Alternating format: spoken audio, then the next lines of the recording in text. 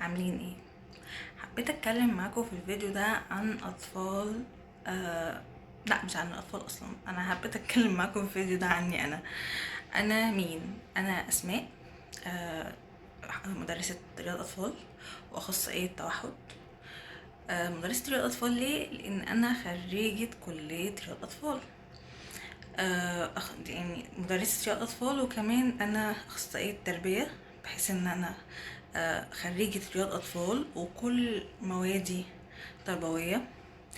آه، بحب الحاجات اللي هي الشغل الهاند ميد وشغل الشغل الفني شوية، وفي فيديوهات ان شاء الله بإذن الله هعملها.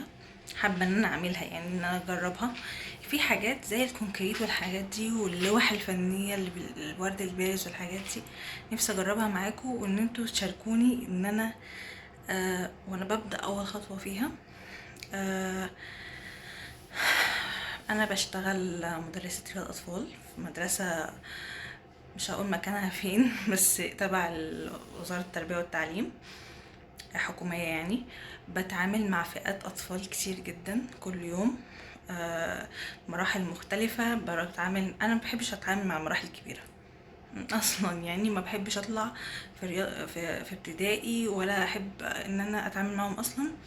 دي بتبقى شخصيات ودي بتبقى أطباع، وأنا بحب السن اللي هو الروضة، سن الروضة اللي هو الصغير.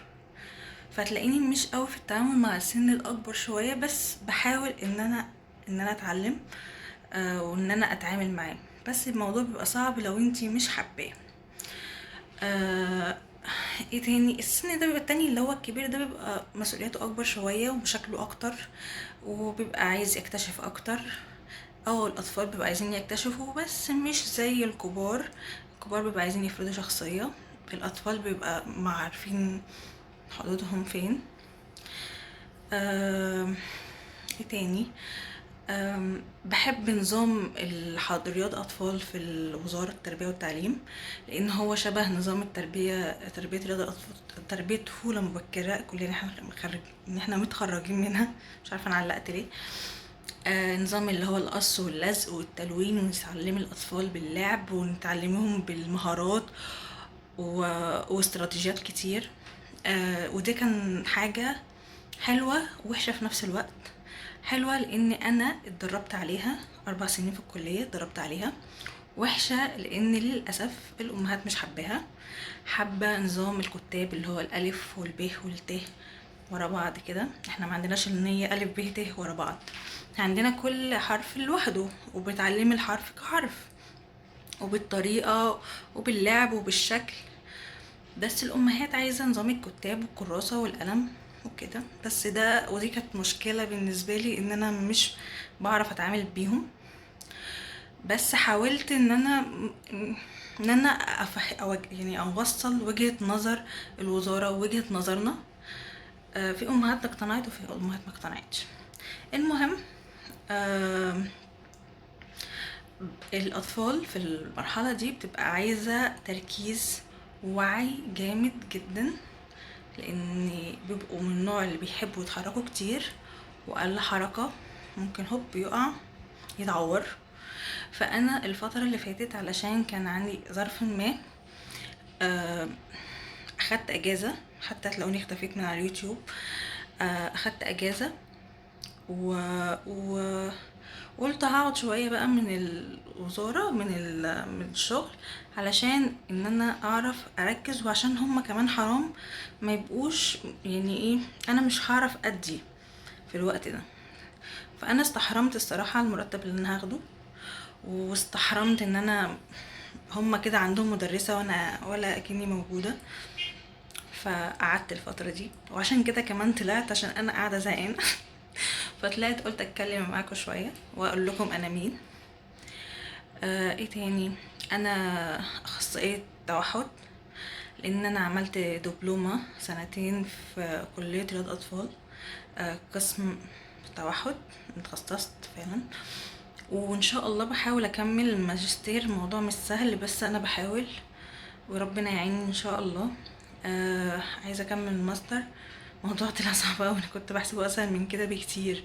يعني انا بقالي تقريبا 3 يعني سنتين تقريبا بحاول اخلصه، مفيش فايدة. يعني انا مفيش فايدة، محلك سر، حاسة ان في حاجة مكتفاني.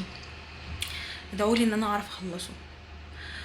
أم، اتعاملت بقى، نزلت تدريبات كتير، لان انا بحب التربية الخاصة، بحبها جدا، بحب اتعامل مع اطفال بتوع التربية الخاصة، اذا كان بقى في تنمية مهارات، اذا كان تخاطب.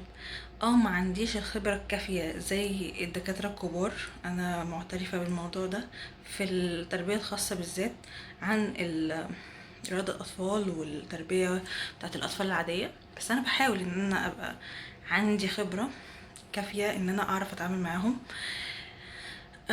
اني بحب المجال ده جدا، وبحس ان المجال ده، مع ان في ناس بتستصعبه، بس انا بحس ان هو اسهل بكتير من انتي تتعاملي مع اطفال نورمال، لان الاطفال التانيين طبيعيين جدا، وسبحان الله تحس ان هما ملايكة كده. مش لسه يعني الاطفال اليومين دول فيهم ما شاء الله، يعني ايه، مش هقول خبص، يعني فيهم اتعلموا بقى من الموبايل، اتعلموا من السوشيال ميديا، ودي حاجة غلط جدا. بس الاطفال الابنورمال بقى فهم ملايكة فعليا.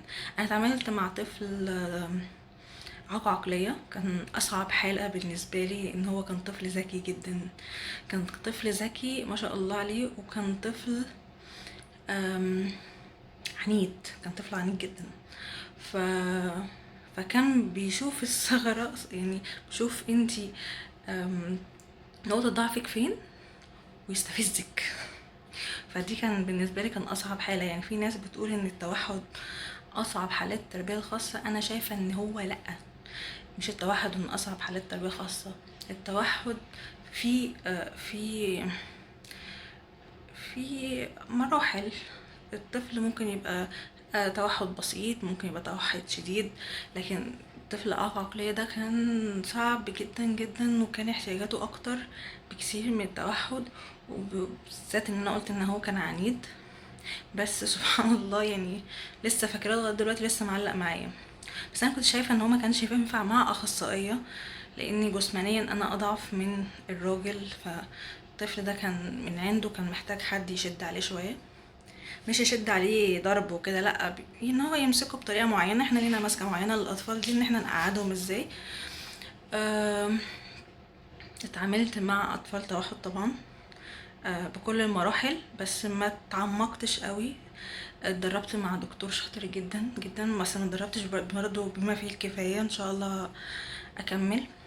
في دكتور الله اكبر عليه بجد، انا مش بعمل له اعلان، بس والله يعني ايه، بيجيله الناس من انحاء العالم علشان يتابعوا معاه لطفلهم. اسمه دكتور عبد العزيز شعلان. والله فعليا شهاده لله، والله والله انا ما اعرفش مين هيتفرج على الفيديو اصلا، بس فعليا شهاده لله. انا ضربت معاه فتره صغيره، بس شفت معاه خطوات لاطفال كتيره جدا، يعني مش خطوات حلوه يعني. ايه تاني، ما لحقتش ان انا يعني اتعامل مع اطفال داون، وانا بحب الفئه دي جدا، تحفه، قمر كده، عسلات. اطفال الداون دول ملايكه ماشيه على الارض، فعليا ملايكه. حاجه سكر كده، فيهم عند، بس عند بشقاوه، اشقية كده بحلاوة، بيبقى عارفين انتي برضو ايه اللي بيستفزك ويعملوه، بس بيبقى دمهم خفيف. فانا بس للاسف يعني شفتهم من بعيد، ما اتعاملتش معاهم. نفسي ان انا اتعامل معاهم، بس يعني لسه ما جاتش الايه، ما جاتش الصدفة دي. بس انا لسه يعني ايه، مسافرة، حتى بقالي كتير فترة كبيرة ما نزلتش حاجة على اليوتيوب، قلت انزل شوية، يعني يعني اتكلم معاكم في فيديو اعرفكم عن نفسي. للأسف أنا في دولة، من ضمن اللي فيها حرب وضرب وحاجات كده، دولة في الخليج العربي. بس الحمد لله، يعني الدنيا مستقرة، مش الدنيا مش أمان، لا، هي الدنيا مستقرة، بس احنا مش عارفين ان انا ارجع، انا مش عارفة ارجع. فانا عايزة كنت هرجع ان شاء الله واكلمكم، بس او بعمل الفيديو ده، بس انا لغاية دلوقتي لسه مش عارفة ارجع. فان شاء الله لما هرجع وانزل مصر باذن الله هعمل فيديوهات اكتر. وان شاء الله برضه هحاول، لان انا قاعده زهقانه جدا هنا، مش بنزل شغل، فانا قاعده زهقانه. فان شاء الله الفتره الجايه هعمل فيديوهات اكتر وهنزلكم فيديوهات اكتر. لو انتوا عندكم اي اسئله حطوها في التعليقات وانا ان شاء الله هحاول ارد عليها على قد ما اقدر. اي سؤال عن طفلك، اي سؤال عن آم، عن حالة، عن اي حاجة، اكتبوها في التعليقات وانا هرد عليها باذن الله. يلا باي.